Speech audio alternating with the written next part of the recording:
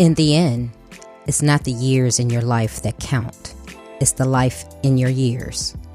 That is a quote by Abraham Lincoln.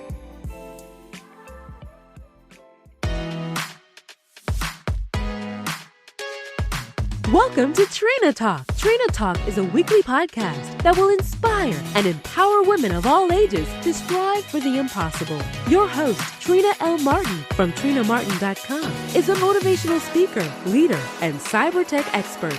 Every week, Trina will share wisdom gained from her life experiences and lessons learned while pursuing her goals to inspire you to achieve the next level in your life.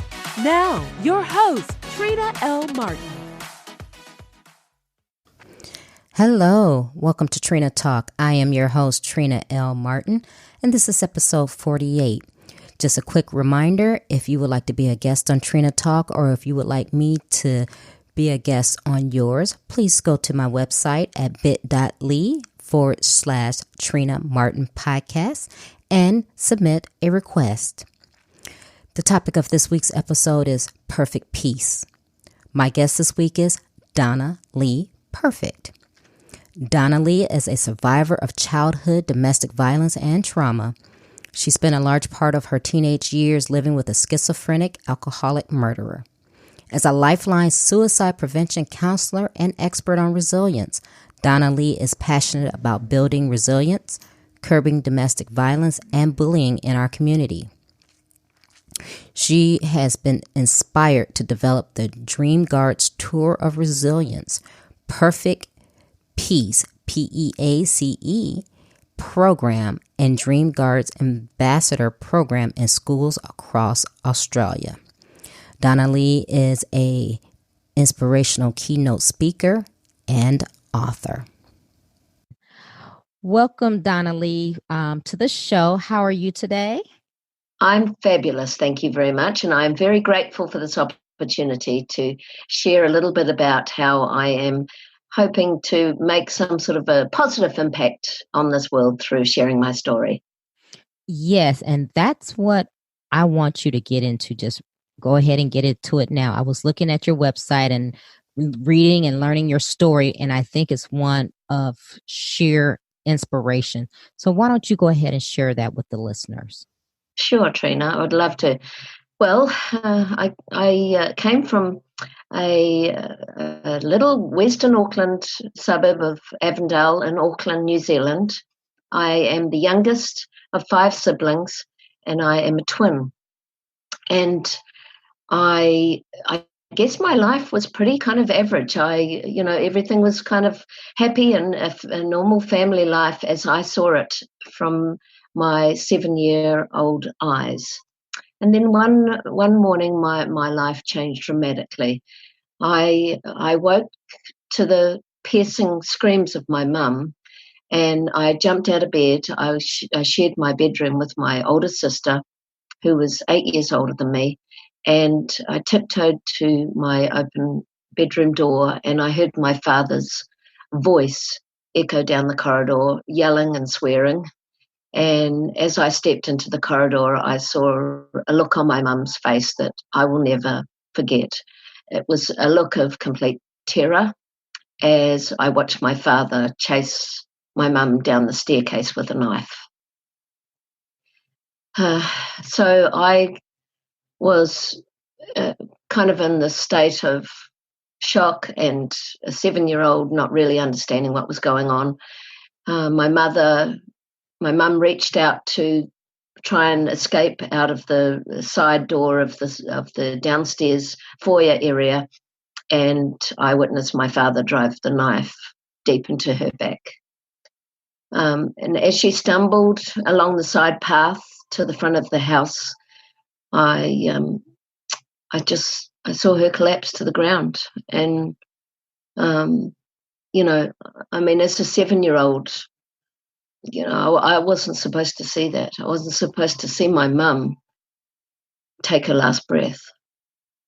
And as I was in complete delirious trauma at the stage. My brothers and my twin and my sister were gathered around and sirens and crowds of people just kind of gathered around my beautiful mum and his lifeless body.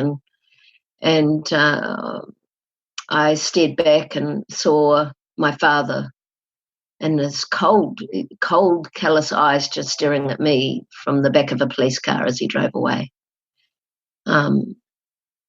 As you can imagine, Trina, this moment was just, it seemed like a nightmare, and it completely changed my life forever. We were very quickly scooped up by a man in a uniform, and we were taken down to my cousin's house, which was only a few doors down the road. And I remember sitting in the lounge, we were completely traumatized. And I remember hearing on the radio the announcement that a woman had been murdered in Avondale. And I just remember feeling that sense of just, is this real? Like, it was just the most surreal feeling. It was that, that was my mum. Is that my mum? Is this real? Is this a nightmare? Is this... and within days, I was separated from all of my siblings, including my twin, and put into the first of 13 foster homes.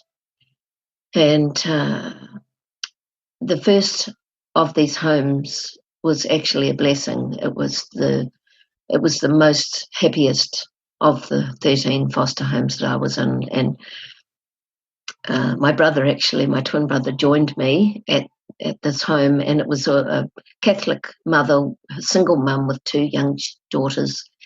And she was very kind, very compassionate, even though I was completely traumatized, devastated, and I was a real handful. I was, acting out, and just, I couldn't kind of handle my emotions. So I must have been incredibly hard to kind of deal with. And but she used to read stories to me, children's stories to me in bed at night. And we stayed with her, I think, for about 6 or 7 months. And these stories today have had a profound impact on me as I look back, because it enabled me to escape the reality of my life as a 7-year-old going through this. Witnessing my mum being murdered, my father going to prison, being separated from all of my siblings, and being in a home, a stranger's home with a stranger. There's just, so many levels of trauma.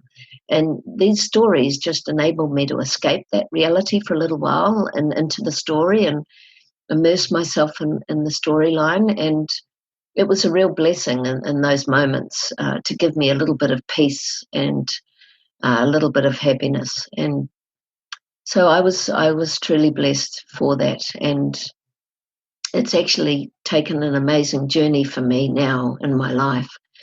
But that was the first of many foster homes. I had another experience in a foster home where the father was an alcoholic, and he one day asked me to run a bath for one of the other foster children in the home.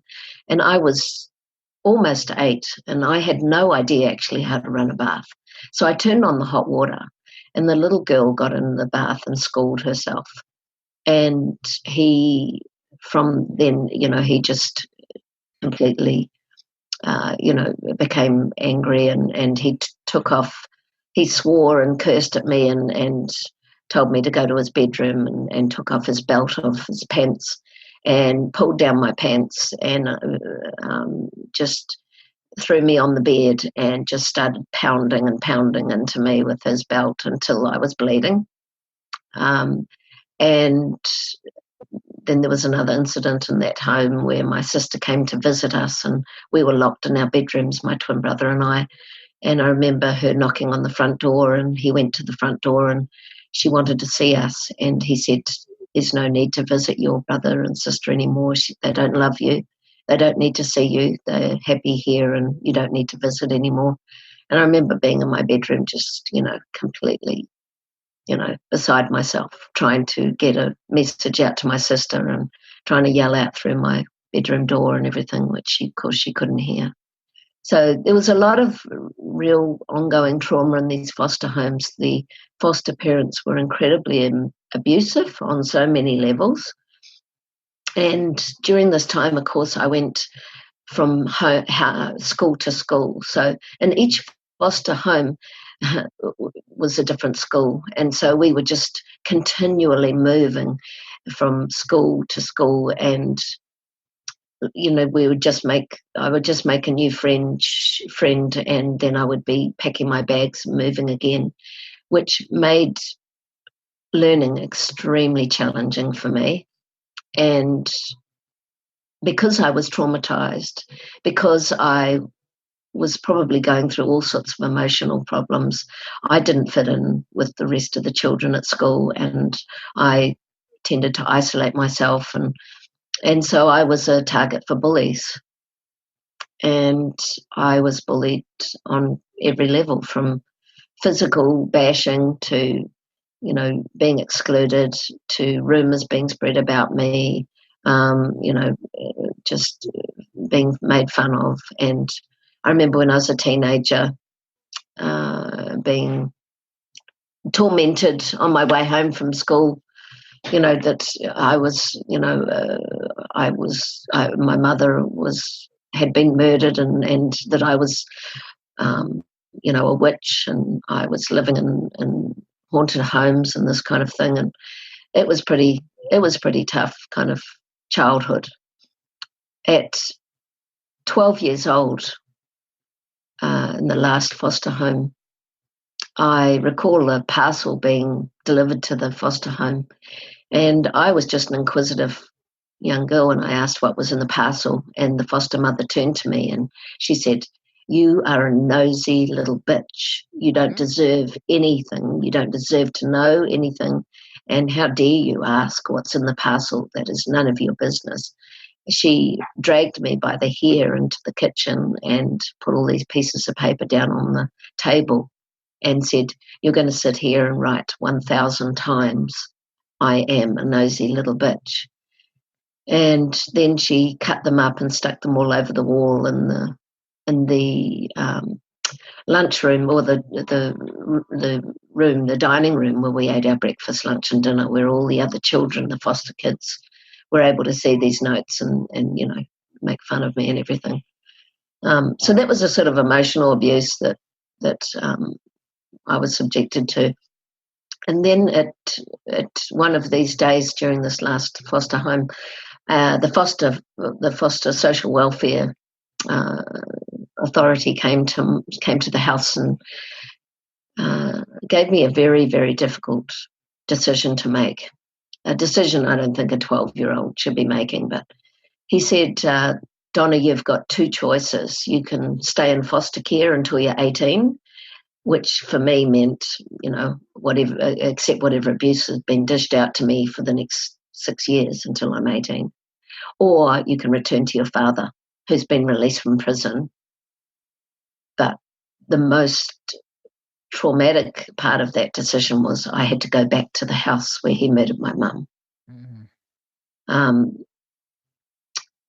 So that was an incredibly difficult decision for me to make. I chose to return to my father because I would be reunited with my older brothers and my twin, which we were kind of, on and off, we were separated through this foster home service system. My sister was already old enough and flatting, so she didn't have to return back to the house, but it enabled me to have a connection with my siblings again that really meant the world to me. Mm-hmm. So the following 5 years, I was living with an alcoholic father that was schizophrenic, that was violent, and so unpredictable in his behaviour. And that was trauma on so many levels. I can't even begin to explain. So my brothers and I kind of were taking marijuana on a regular basis and trying to numb our pain with drugs and alcohol to get through these years that we were living with this absolute, madman, really. He slept with a knife next to his bed every night, and he was constantly threatening us with violence. So my brothers and I had we had an emergency plan in case something went wrong and he would attack one of us. We all had our kind of muster stations of where we needed to, report to in case something went wrong. So that was the kind of level of fear we were living in this home. And at 17, he drank himself to death. So this was the time when I guess I was free from him and where I sort of woke up from my nightmare. And one cold night, I reached out to Lifeline, which is an organisation here that's a 24-hour sort of support service where you can speak to counsellors on the line, and that started a really amazing journey for me because I invested in myself and worked through my trauma and got a lot of therapy and on lots of different kind of treatments, and I became a Lifeline volunteer telephone crisis counsellor with suicide prevention training, and I volunteered on the telephones in Sydney for 2 years, and that was an extraordinary kind of experience for me to be giving back and helping others and people that were suicidal on the phones that I was able to kind of support and be there just to listen during this time I got married and I had my 2 beautiful children and then we moved to the Gold Coast, and my marriage broke up, and since then I met my husband today, and the journey that I have been on over the last 7 years is nothing short of extraordinary. My husband is an international comedian, and he's been an entertainer for 25 years, and he was the stunt performer at the Police Academy stunt show here at Warner Brothers Movie World on the Gold Coast for 16 years. And very famous for his role warming up the crowd and entertaining people. And we met on an online dating site, and the connection was just incredible. We both believed in vision boards, and he put out in his vision board that he was going to one day meet the perfect woman. And it was just incredible how he shares the story with me that he had this vision of the sort of woman he wanted to meet and this perfect woman. And after some weeks of communicating online with him, he found out my name was Donna-Leigh Perfect, and he's just like, oh, wow, this vision has come true on so many levels, and it's just extraordinary. He's a New Zealander as well, and we have so many connections back home which we never knew about.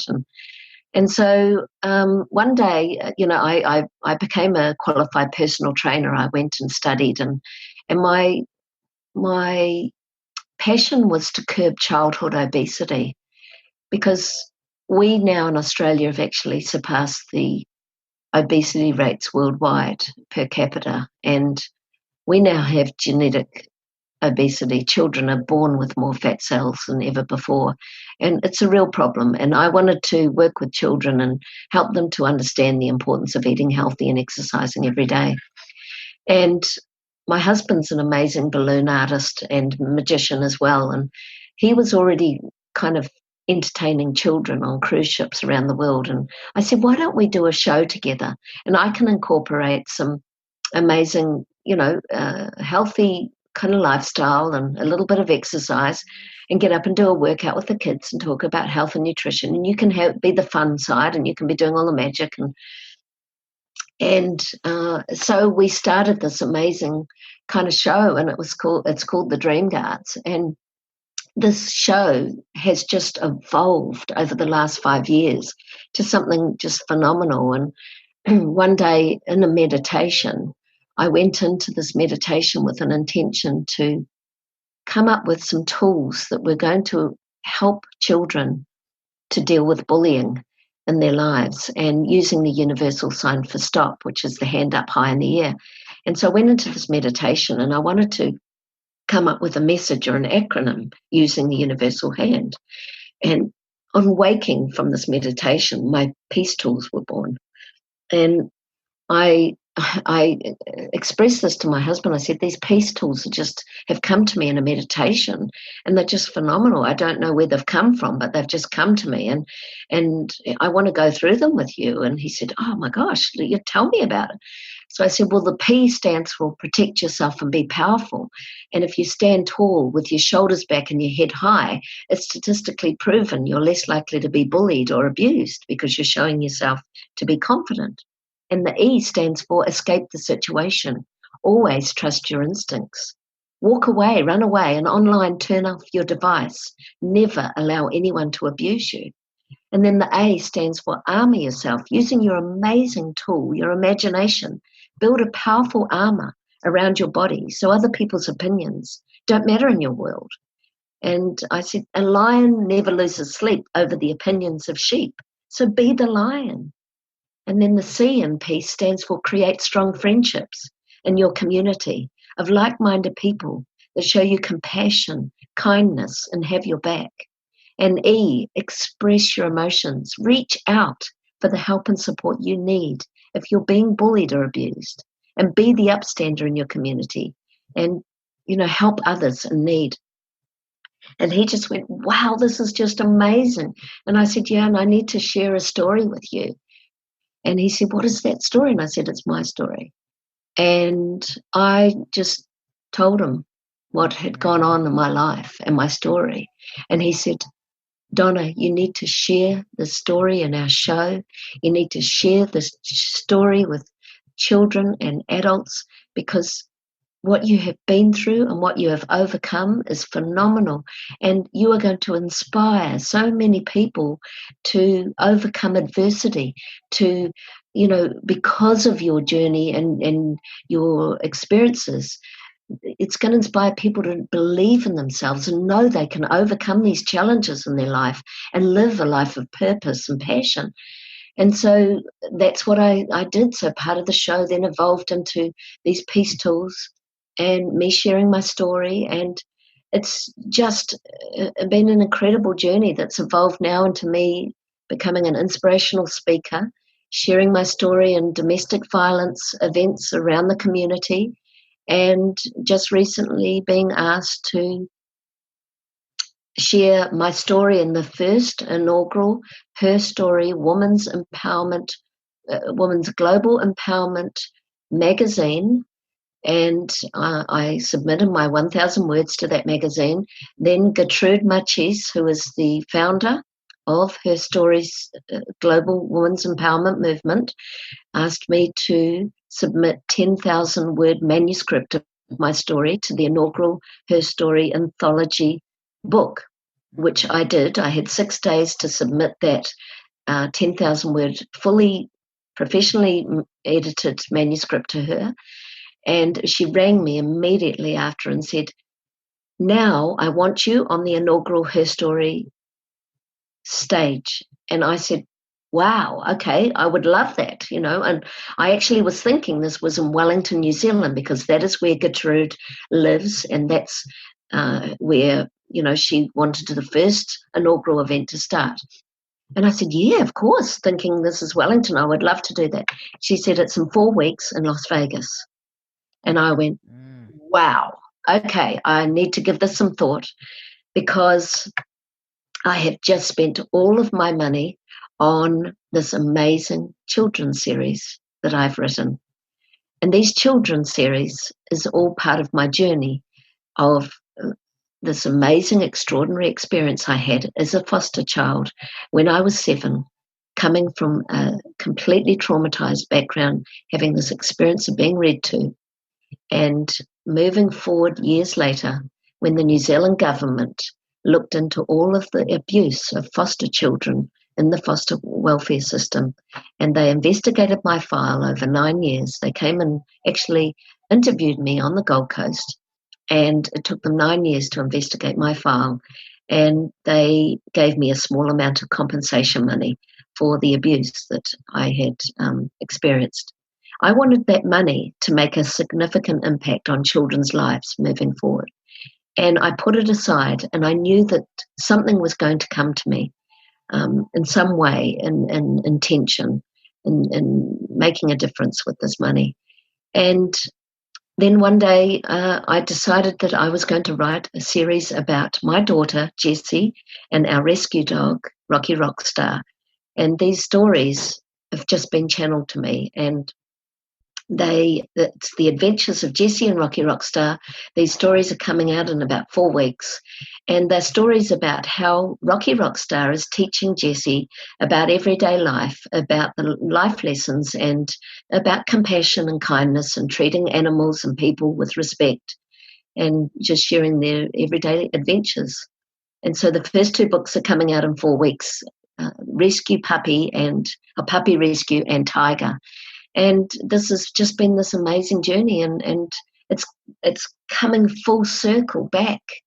And so now I'm sharing my story in Las Vegas on the 23rd of July, which is I leave this coming Saturday, and I will be sharing my peace tools on that stage. I will be the 10th speaker, the first of 1,000 events worldwide where 1 million women will be sharing their stories to inspire people around the world.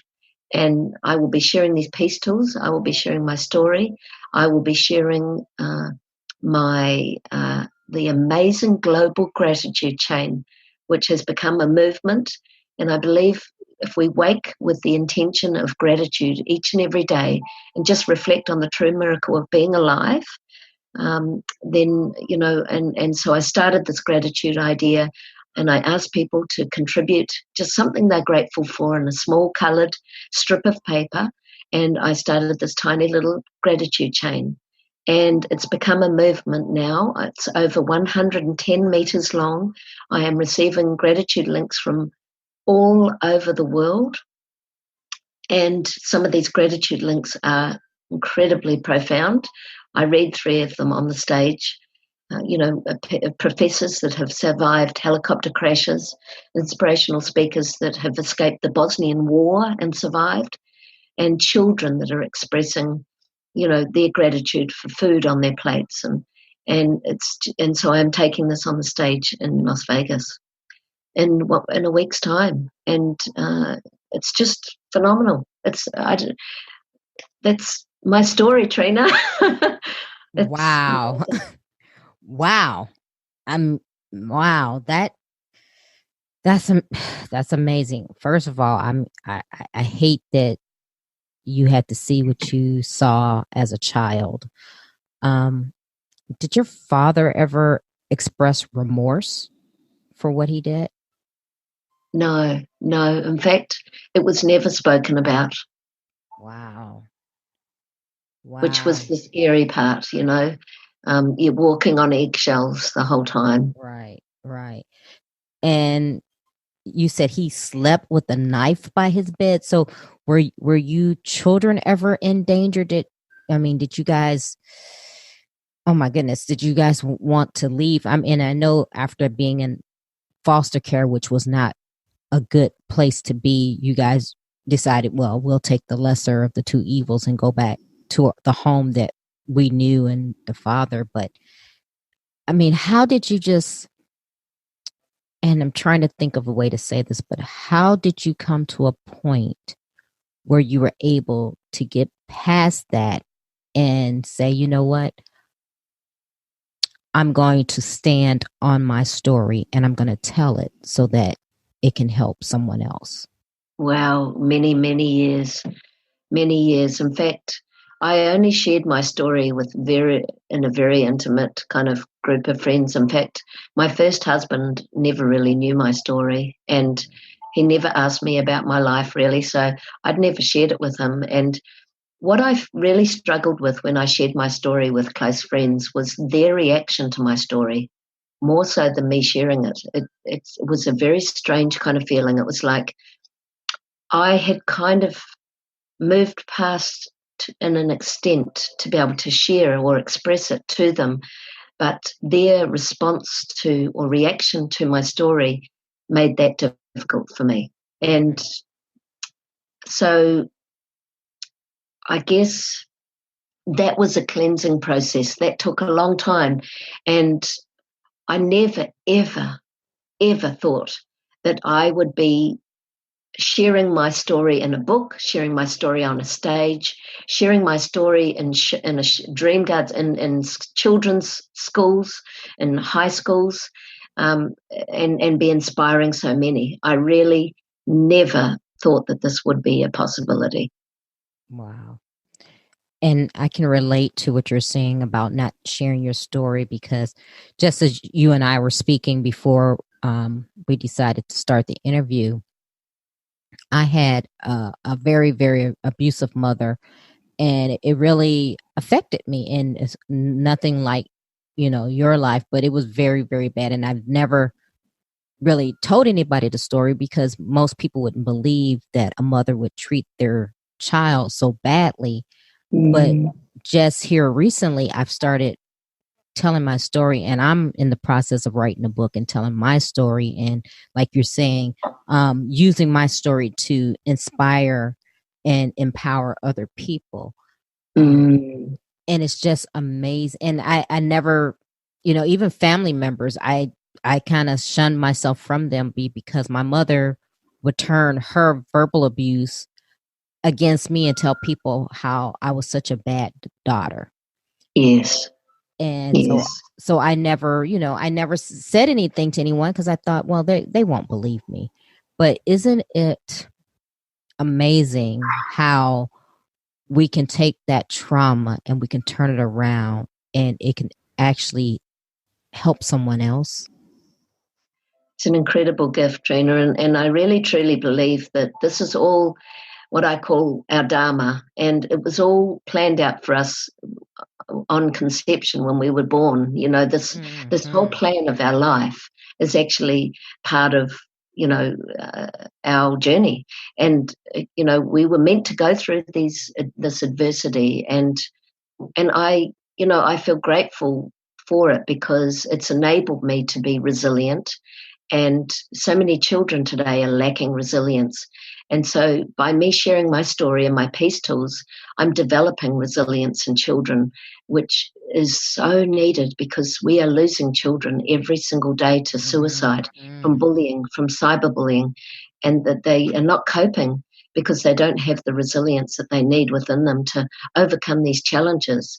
And this is such a complex problem and on so many levels, but a lot of this problem is that parents are rescuing their children far too often from consequences, natural consequences in their life. And it's through us failing, it's through us, these consequences, and us getting through the adversity and the challenges and failing, and this is where we learn and grow the most. And if we keep getting rescued from this failure and these consequences, then we never ever develop coping mechanisms and resilience.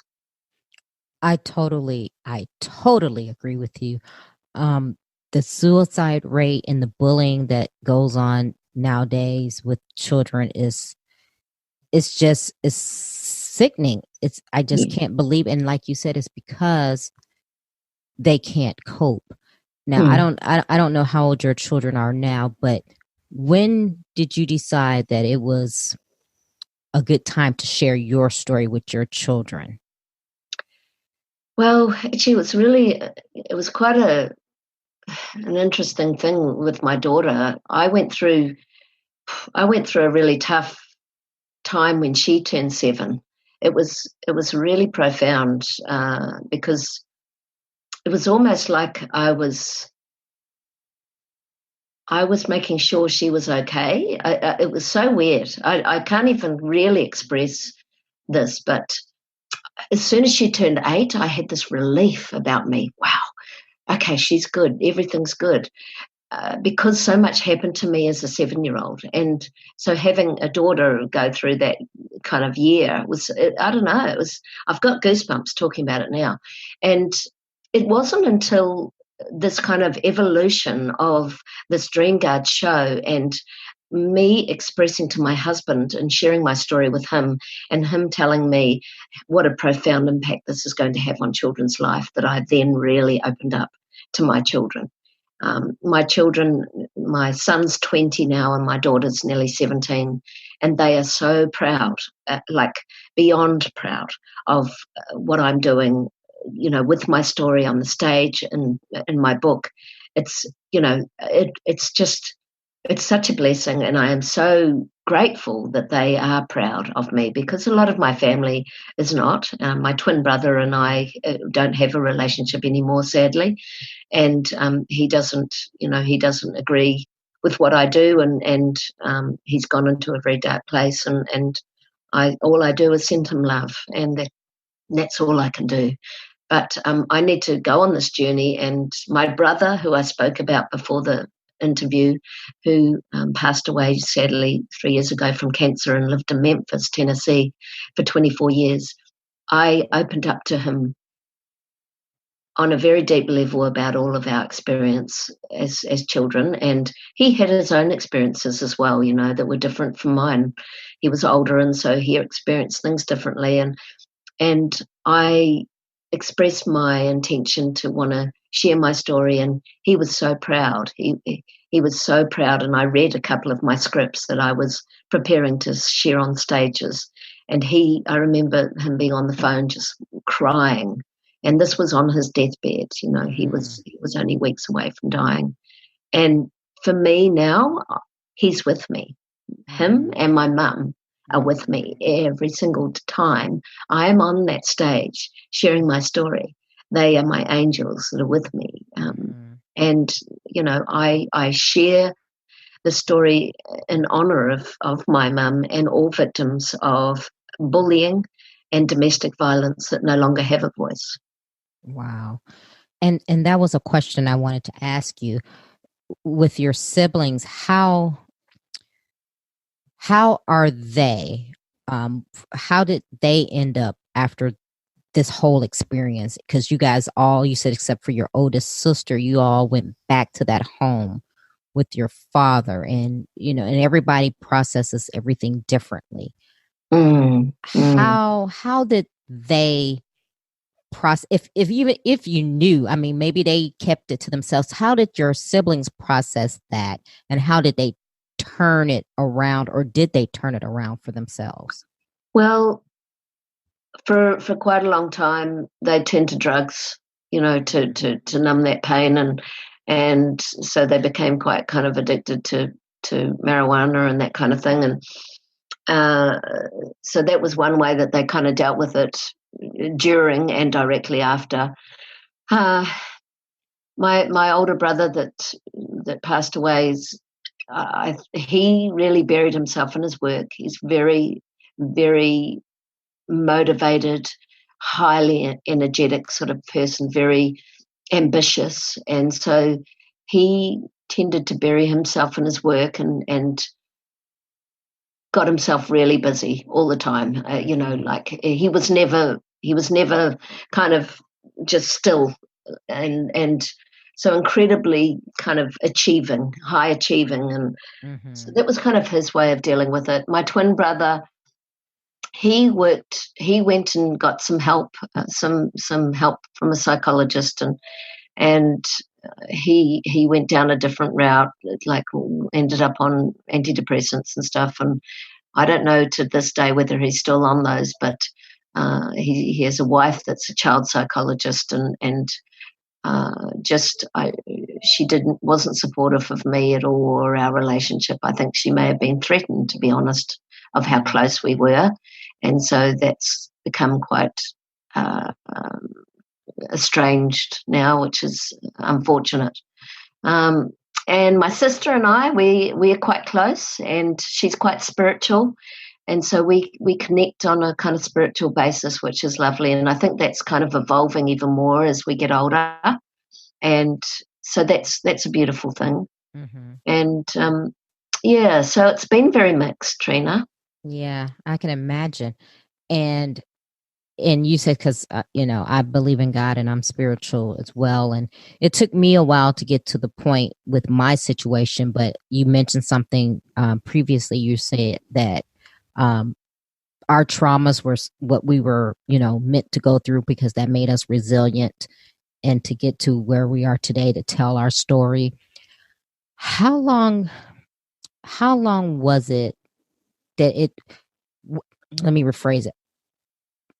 when did you get to that place where you could accept that and realize that? Because I know for me, it took me probably almost 10 years ago before I finally said, okay, this is what I was meant to go through to make me the person that I am. Because before that, I was just wondering, why is my mother like this? Why me? Why, that type of thing. So Absolutely. Yeah, I hear you.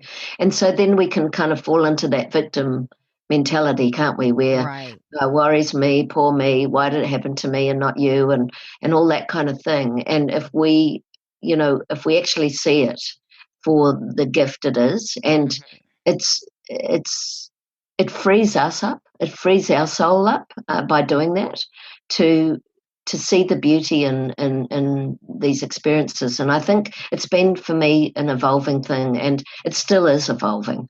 And I think when you start to go on the spiritual journey, you kind of take little gifts from each part of that process, and kind of process it through your own experiences, and yet you take little slices of it and say, well, yeah, that's right. And it's this enlightening kind of this enlightening experience where you start to appreciate this. And it's not something that happened overnight. It's not something that, wow, all of a sudden one day I felt really dark and then this message came to me or whatever. It's kind of immersing yourself in where you need to be to elevate you to a higher place of consciousness. I really believe that. So for me, I listen to a lot of really inspiring podcasts about this kind of journey that's helping put the little pieces of the jigsaw puzzle together. And I listen to Dr. Wayne Dyer a lot, and I mean, he's just a spiritual master in my opinion, and he's been a big influence on me, a massive mentor for me. And he talks a lot about how this is all, it's way before we're even here on that we have this journey, and we doubt it, and we ask ourselves and we question why did this happen, and why am I in so much pain, and why do I have to suffer, and why this, and if we can just kind of embrace it and actually recognize that in every single challenge and every single adversity we face in our life, there is a gift in it. There is a life lesson in everything. Mm-hmm. And if we can see those little gifts and say, well, yeah, it is hard. It is hard when we lose somebody we love. It is hard when we go through a breakup. It is hard when, a friend removes themselves from us or whatever. But if we can really look at that as a gift, and it's helped us to be stronger or more resilient, or actually it's taken us on a better path, a path of higher consciousness, or a path of where we need to be in our life, then we look at these things with an open mind and less kind of attachment to it, if you know what I mean. Mm-hmm. Mm-hmm. Wow. Yeah, and you definitely have to come to that point where you are mature enough to open up your mind, like you said, and see that it was all for your good. It was leading you on the journey that you were created to go down. Absolutely. And what a gift, that if you can turn it around. I mean, sadly many people can't, and they end up dying, suiciding, or they end up, kind of being in that victim mentality forever, where they're blaming others, and they're, always kind of, not ever looking within themselves and taking responsibility for each and every day. We have a choice. And what I love is, Viktor Frankl, what he says, he was a survivor of the Auschwitz concentration. And, he was there for years and years. His whole family was gassed to death. and he survived. And he writes the book, what a man's meaning to life. And we have a choice each and every day how we choose to look at our life. And I say quite often, it's the success formula of life, which is E plus R equals O. E equals event. What is the event that's happened in your life? What is it? What's happened? And what our response to that event is will give us the outcome. So how we choose to respond to the event. So during this years in concentration camp, he chose to look at his circumstances, which were torturous every single day, to find the beauty in it.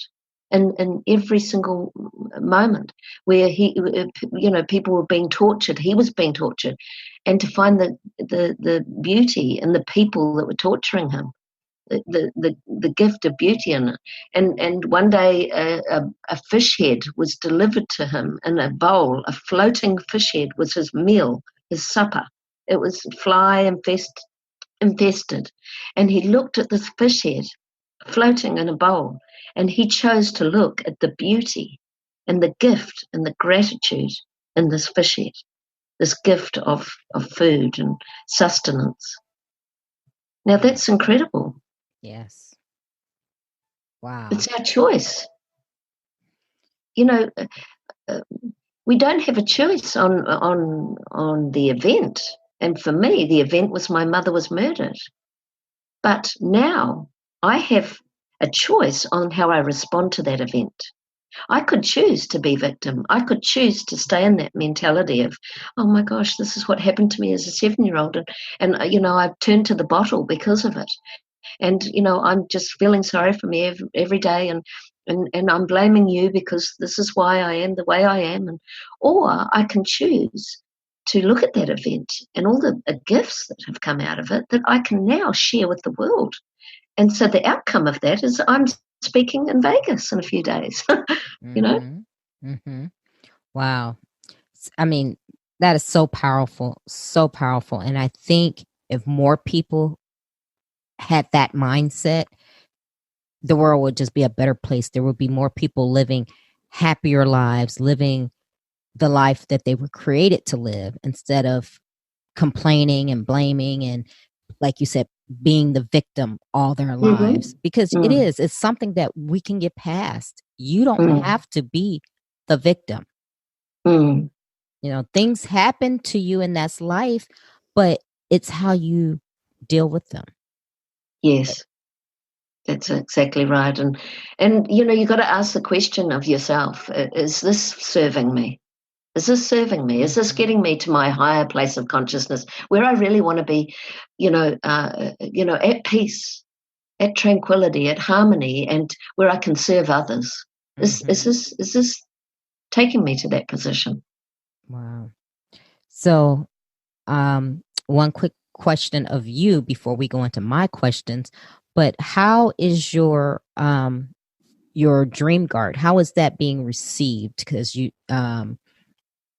with the children, have you gotten any feedback as far as maybe a life that was saved because of your program? Oh my gosh, it's just incredible, Trina. I mean, there's been so many, and I'm talking about. Let me just share 3 little stories with you. The first one was we went to the Children's Hospital here in Brisbane, and we went to entertain the children just in the cancer ward. Actually, these children are dying of cancer. Little kids, little toddlers, little babies, little children. And my husband and I were asked to go up and entertain the kids. Now, my husband's a magician. He's got all these amazing things. We couldn't do the balloons. That's not allowed in hospitals. So, but he had these magic tricks. And I was actually thinking to myself, well, Michael's got it covered, but I don't know what I'm going to do and so I was feeling a bit insignificant. I was feeling like, I don't know how am I going to entertain these kids? Because we were sort of going individually, if you know what I mean, from one room to another, trying to do things. And I took in these rainbow fans, which I take on the stage, and I just kind of wave them around. And I'm not a dancer. I love dancing, but I'm not a professional dancer. But I wave these beautiful rainbow fans around and get the beautiful energy in the room before our show starts. And I thought, I'm going to take the rainbow fans. So they're just a fan with a rainbow, beautiful silk fabric that flows off the fan, if you know what I mean. Mm-hmm. And I thought, I'm going to take these in and I'm just going to kind of, float around the ward and go in and out of the rooms. Well, I went into this one room, and this little Asian girl with her mum was sitting on the bed, and this little Asian girl, she would have been about 2 years old, I think. She was standing up, holding on to her drip feed thing, the actual trolley. And she was standing there holding on to that. And I came in with these rainbow fans. And I realized very quickly the mother couldn't speak English. And I came in, I said, "Good morning, everything." And she, can't speak English. And so I walked in, I started dancing around this room. And this little girl just came up to the fabric, the silk of these rainbow fans as they were floating around. And she pressed her face up against them. And she just flowed with them back and forth and dancing and flowing and smiling. And I got goosebumps talking about it. It's just the most phenomenal experience. And her mum just sat on the bed and tears were just rolling down her face. And I stayed in there for a few minutes and then kind of danced out. And all she did was she gave me the prayer position and just said, said, "Thank you," kind of thing. That was one profound kind of, moment. Then there was a show that we did, and this little boy, it was actually a dysfunctional school. It was disengaged kids that have dropped out of mainstream schooling because of, all sorts of problems at home and dysfunctional backgrounds and everything. So these are kids from the age of about 10 up to 16. And they're troubled kids, they've seen and experienced a lot in their lives. And so we went and did a presentation at the school. And this little boy, and he actually looked a bit like Harry Potter, and he was about 10, I think, and he came up to us at the end of the show, and he had tears kind of welling up in his eyes, and he came up to me while Michael was standing next to me, and he said, "How do you do it?" And I was thinking, how do we do the magic? Is that what you mean? What do you mean? And he said, "How do you do it? How do you get up there and share your story the way you do? You have inspired me so much today because of your story." And, what can you say to that? Like, it's just those moments that are just. And then we went to a high school, 750 students, and I shared my story on the stage. It was pretty raw and real because we're talking teenagers, and it had to be. And a girl, 14-year-old girl, reached out to us on Instagram through social media, and she sent me a message, and she said, "Thank you for sharing your story with me today. You have no idea of the profound impact it's made on me. I was ready to end my life. And your story has turned my whole life around. Thank you." Wow. That's enough for me. Wow. Yeah. And that makes, and that makes it all worthwhile, doesn't it? When know you've told your story and it saved someone from taking their own life. Yeah. Wow. Yeah, wow. Oh, man. Okay. We're going to get into something a little lighter. We're going to go into the questions. Okay. Wow. All right. Who or what motivates you? Who or what motivates me? I have, okay, probably my mum, because of her story untold. I think that's probably my biggest motivator. Is I really feel this sense of fulfilling her, sharing her story, my story, and the hope that I inspire others. So she would be my biggest motivator. Okay. What demotivates you? What demotivates me? people that are too quick to judge others, I feel is a big demotivator. I tend to shift away from people that are living in a space in their life that is victim mentality, or they're wanting to blame others for their life, or so that demotivates me. I don't want to be around people like that.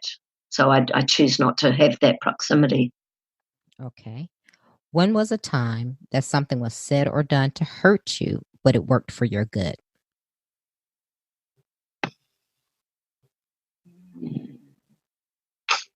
Oh, for my good.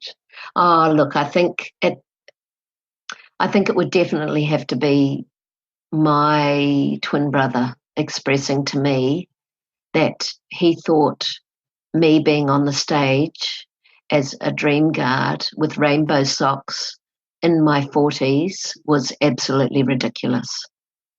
And I looked ridiculous, and, to grow up and get on with my life. And I think that's been a massive, shift for me, because when I'm on the stage in my rainbow socks, that is one of the connections the audience, the children love about me and express, constantly that they love the colours, they love the rainbow socks, they love all that. So, yeah, that's probably, yeah. Okay. What is your fear? What is my fear?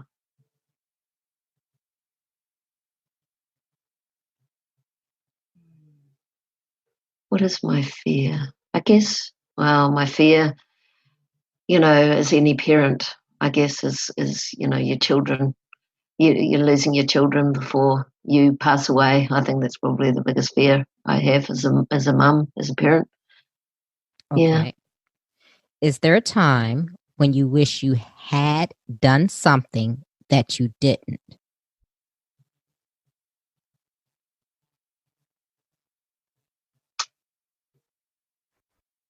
That I hadn't did.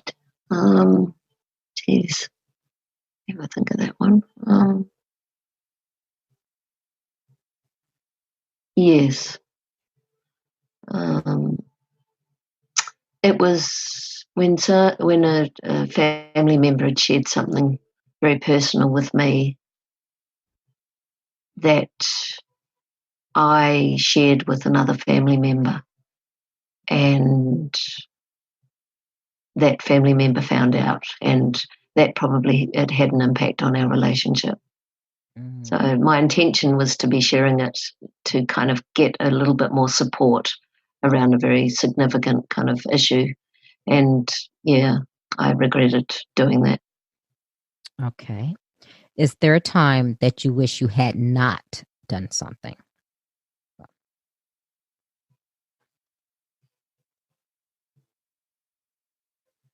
I think you just gave me the flip. Yeah.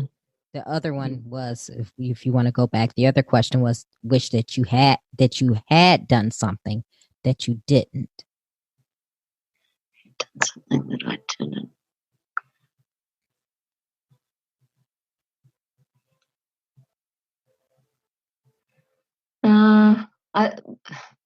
I guess there was one time where we were asked to do a charity event, and we get asked to do charity events weekly. So it's a really, it's a constant thing. And, there's got to be a balance between, us kind of making money to put food on our family's table as well. And so there was a charity event that we turned down, and it wasn't because we were busy. It was just we kind of had a moment where we were probably feeling a little bit self-centered, and it was an event that when it happened, we wished we'd been a part of. So yeah, so it was that kind of moment of probably selfishness. Okay. What is your definition of success?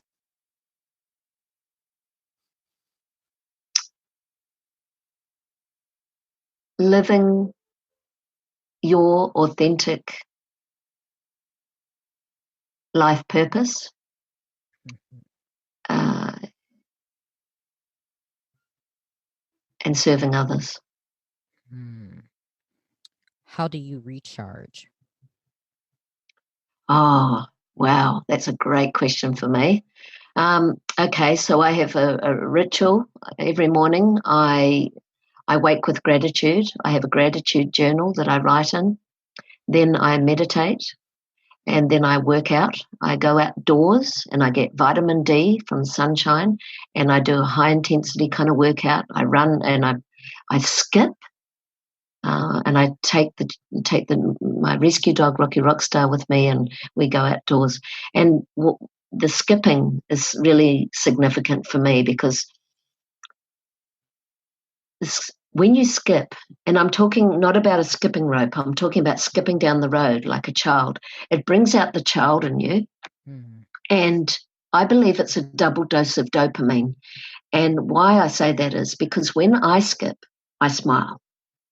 And when people see me skip, they smile too, which connects a community through dopamine. And so what I say on the stage, and this is part of my talk, is put a skip in your day and keep depression away. Okay. What are you awesome at? Connecting. I think I'm really, that's my number one strength. I love connecting people. I love bringing people together to collaborate and to see the gifts in others and be able to share and connect people to kind of reach out to each other. So I think that's an amazing thing. Okay. What legacy do you want to leave? I want to leave a legacy. My saying is,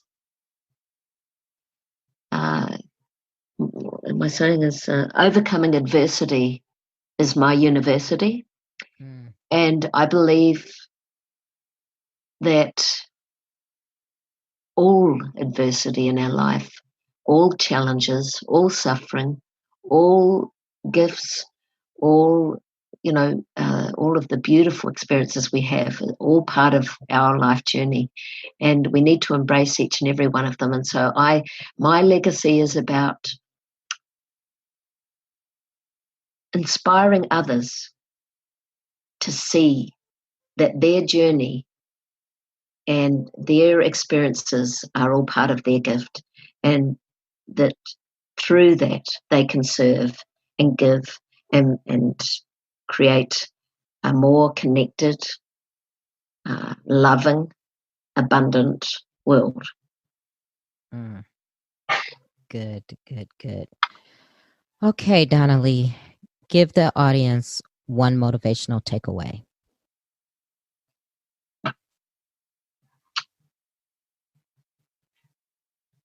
Just believe that you are a unique, beautiful human being, perfect in every single way, just like the trees, just like the flowers, just like the animals that live on this planet. You were born unique. You were born beautiful. You are unique. You are beautiful. Embrace those beautiful, unique parts about you. Go out there. Make a difference in the world. Serve others. And live a life of abundance in every aspect. Okay. Tell the listeners how they can connect with you. Please reach out to me on my website, which is Donna-Leigh with a hyphen, Leigh perfect.com. Facebook, Donna-Leigh Perfect. I'm also on Instagram. And please reach out to the Global Gratitude Chain. I would love you to be part of this amazing global gratitude movement. Send in your link of gratitude. It's a 6 centimetre by 21 centimetre strip of coloured paper. I am grateful for whatever it might be you are. Put your name, send it to me in P.O. Box 70, Varsity Lakes, Queensland, 4227, Australia, and be part of this amazing gratitude of, abundance, of mindful moment of reflecting on what you are grateful for in your life. Wow. Now, how long are you going to be collecting links for your chain? How big do you want it to get? My plan is to take this global gratitude chain on the Ellen DeGeneres show, and I want to show this chain to Oprah Winfrey. So that is the big picture for me. This chain has so much incredible energy in it. Mindful moments of people sharing, profound, things that they're grateful for in their life. And so it will be as long as it will be. There's no, finite length to this chain. I have a vision that this chain is going to be in some sort of a huge 40-foot container outside Ellen DeGeneres' studio, and it's going to be flowing out of that studio, out of that container and into the studio. And it's just, bringing in this beautiful gratitude to her show and around the world. Wow. So it's just, that's my vision. That's my vision. And, Trina, I would really encourage you and all of the listeners, all of the female listeners that have a story to share, to please reach out to Gertrude Machis, who has a vision to bring 1 million women together globally to share their messages in 1,000 events worldwide. And so she's bringing 1,000 events worldwide where 100 women speakers will speak on every one of those events, and each speaker will invite 10 women, bringing 1 million women together to inspire through stories. Wow. Yes, I'm very interested in that. Wow. Life and please keep in touch. Oh, I definitely will. And you please, you do the same. Hopefully this is not the last time that we'll speak to each other. Thank you so much, Trina. Thank you. If you like Trina Talk, please don't forget to go out to Apple Podcasts to subscribe. Also, who else in your life do you know that needs some motivation and inspiration in their life? Don't forget to share Trina Talk with them. I hope you have a great week. And remember, if you change your mindset, you can change your life. Keep striving, because success is a journey, not a destination. You can listen to Trina Talk anytime and anywhere. It's available on iTunes, Google Play Music, Stitcher, Spotify, and all other places that you can listen to podcasts. If you like the podcast, please don't forget to go to iTunes to subscribe, rate, review, and share. If you have questions for me or need inspiration on how to go to the next level, tweet me directly at Trina L. Martin.